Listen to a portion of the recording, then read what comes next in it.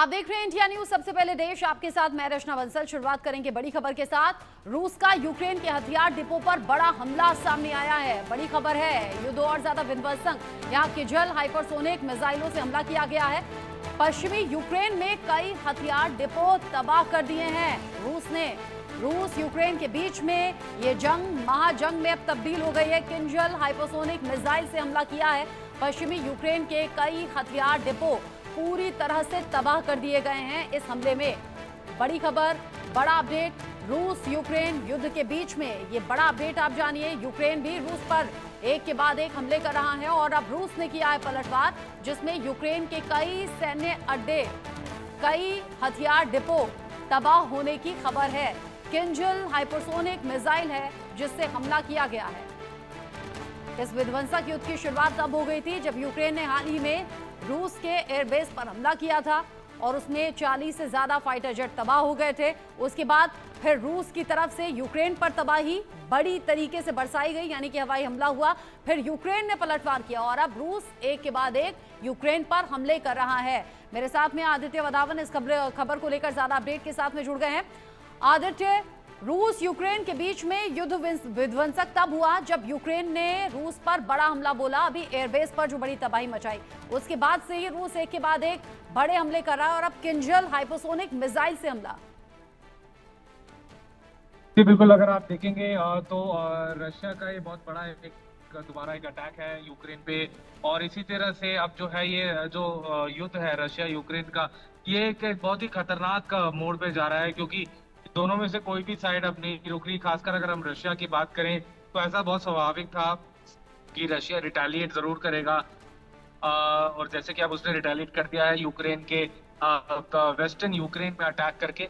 अब तो कहीं ना कहीं अब ये जो ट्रम्प बोल रहे थे कि बार बार कि हम जो है इस पर जैसे ही राष्ट्रपति बनेंगे अमेरिका की, तब रशिया यूक्रेन का और रोकेंगे, वो विफल नजर आ रहे हैं अब सारी सिचुएशन पर।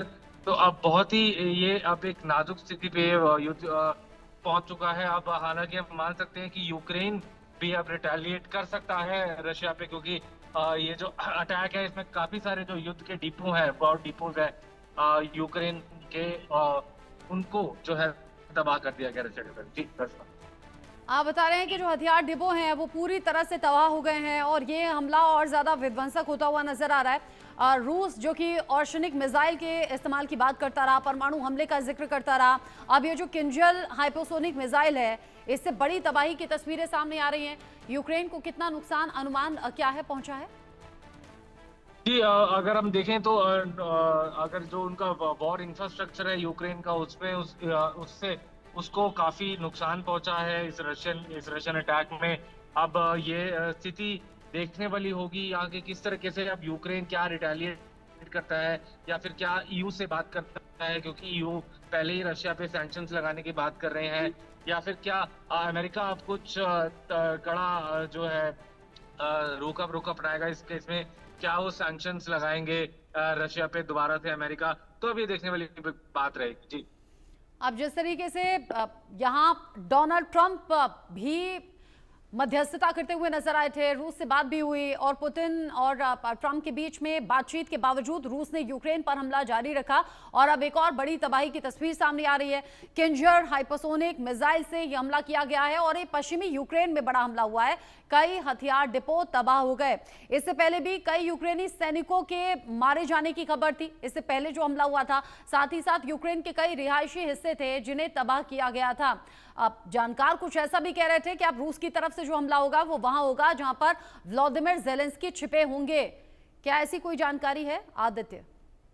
जी, अभी ऐसी कोई जानकारी नहीं है, क्योंकि अभी व्लादिमीर ज़ेलेंस्की तो अभी कोई दूसरे देश में है अपनी बायलैटरल मीटिंग्स के लिए।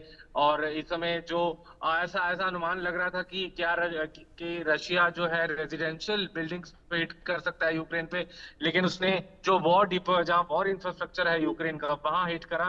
तो अभी ये कहीं ना कहीं देखने वाली बात रहेगी यहाँ पर कि किस तरीके से ये सारी जो स्थिति है रशिया यूक्रेन के युद्ध को लेकर आगे बढ़ती है। जी रस किंजल हाइपोसोनिक मिसाइलों का इस्तेमाल हुआ है। इससे पहले ड्रोन अटैक हुआ, एक साथ 400 ड्रोन दागे गए यूक्रेन के अलग अलग हिस्सों में, जिसमें बड़ी तबाही हुई थी। यूक्रेन का साथ नेटो देश दे रहे हैं, इसीलिए युद्ध में अभी भी टिका हुआ है। लेकिन रूस ने साफ कर दिया था आदित्य पिछले ही दिनों कि न तो यूक्रेन को बख्शा जाएगा और जो नेटो देश साथ दे रहे हैं, आप सीधा टक्कर उनसे होगी। तो क्या ये समझें ये युद्ध एक्सपैंड होने की तरफ आगे बढ़ रहा है? सिर्फ यूक्रेन नहीं बल्कि बाकी देश भी इसमें आ जाएंगे। जी, कहीं ना कहीं नाटो का इन्वॉल्वमेंट अभी तक इस रशिया यूक्रेन युद्ध में इनडायरेक्टली रहा है।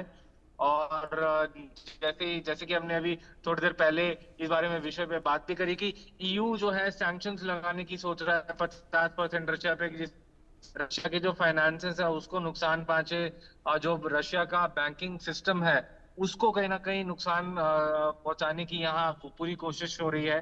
तो अब देखने वाली बात रहेगी कि क्या आगे अमेरिका और यूरोपियन यूनियन जो नाटो इस पे क्या एक्शन लेती है, ये देखने वाली बात रहेगी। जी ठीक है आदित्य, आप रहिए मेरे साथ में। इस बीच एक और बड़ा अपडेट, कीव में रूस के हमले से भयानक तबाही की तस्वीरें हैं। रिहायशी इलाकों में रूसी हमले से कोहराम मचा हुआ है। कीव में हमले से कई इमारतें तबाह हो गई हैं। जो जानकारी है, कीव में हमले से रेलवे नेटवर्क भी प्रभावित हुआ है, असर वहां भी देखा गया है। हमले से कीव में रेलवे लाइन क्षतिग्रस्त हो गई है पूरी तरह से। कीव में हमले से रेलवे नेटवर्क पर असर हुआ है, रिहायशी इलाकों में हमला हुआ है, कई नुकसान अलग अलग तरीके से सामने आए हैं, भयंकर तबाही सामने आई है। रिहायशी इलाकों में जहां पर लोग रह रहे थे वहां पर रूस की तरफ से ये हमला हुआ, कई इमारतें तबाह हो गई हैं, कई लोगों को नुकसान पहुंचा है। रेलवे नेटवर्क भी इससे पूरी तरह से प्रभावित हुआ है, रेलवे लाइन क्षतिग्रस्त हो गई है। यानी ये यूक्रेन पर बड़ी चोट है। कीव में ये बड़ी तबाही की तस्वीरें हैं। कीव में तबाही का मतलब आदित्य क्या समझें? ये तो यूक्रेन के एक तरीके से दिल पर चोट हो गई ना। बिल्कुल रत्ना, अगर आप देखेंगे तो एकदम से बार बार रशिया के जो अटैक्स हैं वो कीव पर ज्यादातर फोकस हुए हैं। कहीं ना कहीं वो एम ये कर रहा है कि यूक्रेन का पूरा इंफ्रास्ट्रक्चर को तोड़ा जाए, चाहे रेल नेटवर्क हो, जो कि उसकी इकोनॉमी को अभी सस्टेन कर रहा है। हालांकि नाटो देश उसको वेपन सप्लाई कर रहे हैं, बट कहीं ना कहीं रशिया का एक ये टारगेट है कि किस तरीके से उनका जो वॉर इंफ्रास्ट्रक्चर है, इकोनॉमिकल जो इंफ्रास्ट्रक्चर है, उसको कहीं ना कहीं तोड़ने की कोशिश हो रही है रशिया द्वारा। जी, हमले में कीव में भारी नुकसान है, इसमें रिहायशी इलाकों को अलग नुकसान है, रेलवे लाइन को अलग नुकसान है। यानी अब रूस की तरफ से ऐसा लग रहा है ना आदित्य कि यूक्रेन का कोई हिस्सा रूस नहीं छोड़ना चाहता, हर हिस्से पर चोट देकर पूरी तरह से यूक्रेन को बर्बाद करना चाहता है, खत्म